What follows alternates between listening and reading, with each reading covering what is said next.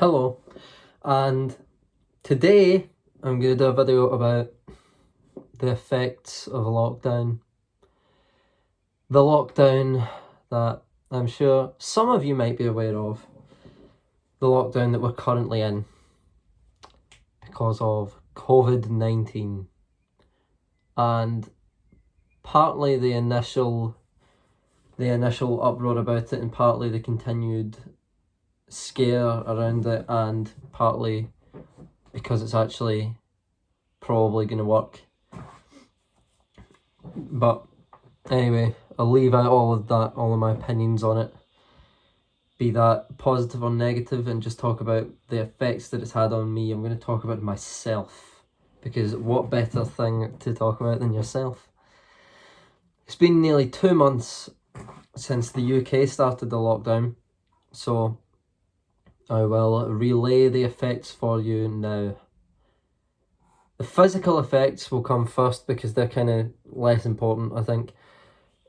I've noticed my posture getting worse, so I'm trying to deliberately correct that. It's just because I've been sitting in chairs all day, every day, basically. So apart from the walks that we go on, but most of the time is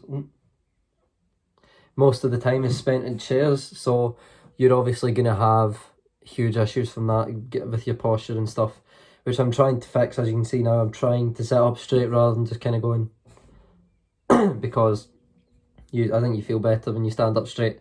I've also noticed my sleep getting worse. And I don't mean like a ruined sleep schedule. I don't mean like staying up to 4 and 5 in the morning, not getting up to 1 in the day. I mean like the actual quality of sleep that I'm having and the length of that sleep.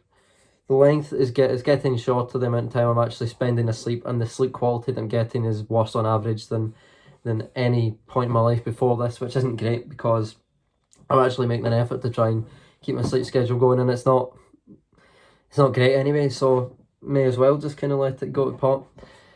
I'm also eating worse food, basically, aren't you? Everybody's eating worse food. So what I've done to combat that is just stopped drinking everything except water, tea, coffee and milk. The milk is mainly either in the tea or coffee or in cereal and stuff. For breakfast, I don't like milk on its own, but almost no juice and almost no alcohol over the last week or two, because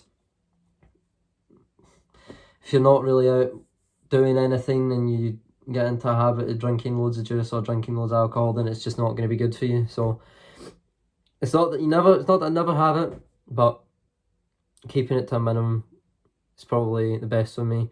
I've also stopped eating chocolate because I noticed that I was eating a lot of that, so stopped doing that to cut down on the amount of sugar that I'm eating, because that can only be good, really. And I mean, this isn't really like the same thing, but you might have noticed I've stopped shaving and I've stopped cutting my hair. I've stopped getting my hair cut, so I'm going back to the way my hair was last year, very beatly. And I stopped shaving, and I've got this absolute poor excuse for a beard going on, which hopefully will get better. Now we come on to the mental effects of it. I've noticed the mental effects much more than the physical effects. The physical effects are kind of easily fixed, but like you feel much more stressed than at other times in your life. You feel more stuck than you have, because obviously you are basically stuck in the one place most of the time. The boredom is unreal. I've never been so bored in my whole life. It's not even like the regular boredom where it's like, oh, I could go to the gym, nah. I could go to town, nah. I could go to the shops, I could go and visit people, do this, do that. No, you can go a walk, that's it. Can't really do anything else. I've been very worried at how long and how draconian the lockdown is going to be. I've been fighting against the view of this as normal, as the new normal. As I said in the previous video that I did about this, I don't think it's good to start to view this as the norm, because then it kind of justifies more than not justifying it to extend this beyond when it's actually needed. I think the way to go about this is to keep the pressure on the people enforcing the lockdown. It's to keep the pressure on the fact that this is not the new normal. This is a temporary measure at best to keep something at bay. That's what it should be. That's my position on it. It's always been my position on it. And it's kind of hard not to start viewing your everyday life as like what constitutes your everyday life at the present as the normal. I don't want to get used to it. I don't want to view it as, well, that's life. I want to keep fighting against that until it's removed and everybody's lives are actually back to normal. Although there are some positives about this. The garden looks better. We've built a wee kind of decking area with AstroTurf over it. We've put a border around the grass. I'm going to do up one of the areas of our garden which has been kind of ignored for a while. But everybody's gardens will look brilliant by the time we come out of this. The house is tidier. By the time we're finished with this and the life does go back to normal, I think I'll know all of human history. I also think I'll have built all of the Airfix models. I haven't painted this one yet, but like I've taken to doing that as well because it's quite fun, and that's keeping me going. I'm also quite thankful that we're not actually living through some sort of great war, because like I've been listening to a lot of stuff about World War One and World War Two, and I am, give or take, 6 feet, and I'm not exactly 6 feet. I think I'm 5'11", but like I'm on the tall side anyway, and I'm a young male. So if we were living through some sort of major war, I'd be absolute cannon fodder on the front line. I don't have any military experience, obviously. I don't have anything like that, so I would be infantry front line, and I'm quite thankful that I'm not that, and that all we have to do is stay in our houses. So in the grand scheme of things, it's better than it could be with a crisis, but I'd still rather have my life back.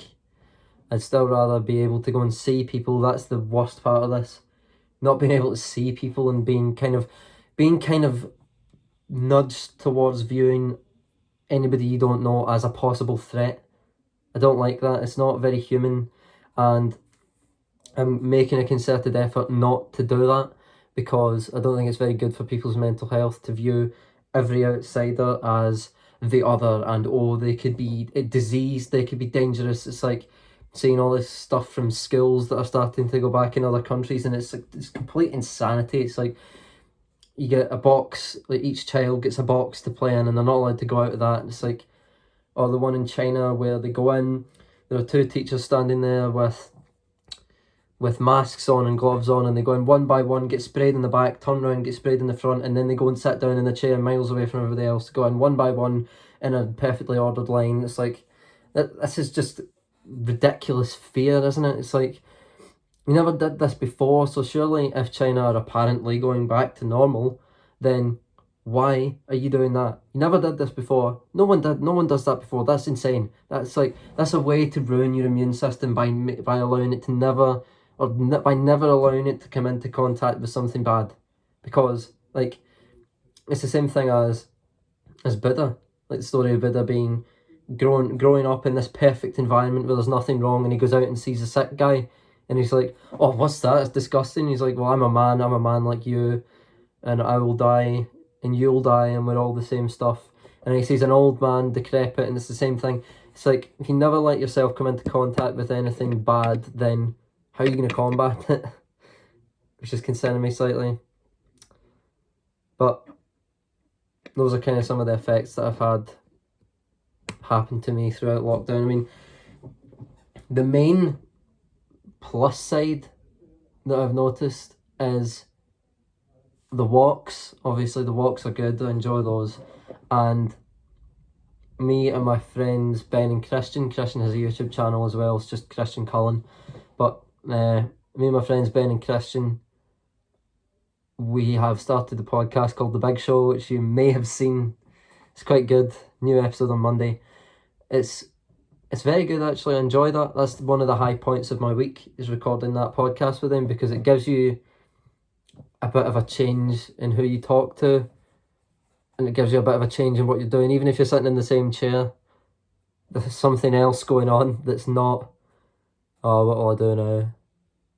Well, I guess I'll go further than usual and I'll go to the garage rather than the living room. Because it's just incredibly boring, really. But yeah, these are some of the effects. Thanks very much for watching. If you enjoyed this video, subscribe, share it. It's the best thing you can do, because YouTube don't push unmonetized content because it doesn't make them money. So playing YouTube on hard mode, as Count Dankula says. Thanks very much for watching. I'll see you in the next video. Watch the big show.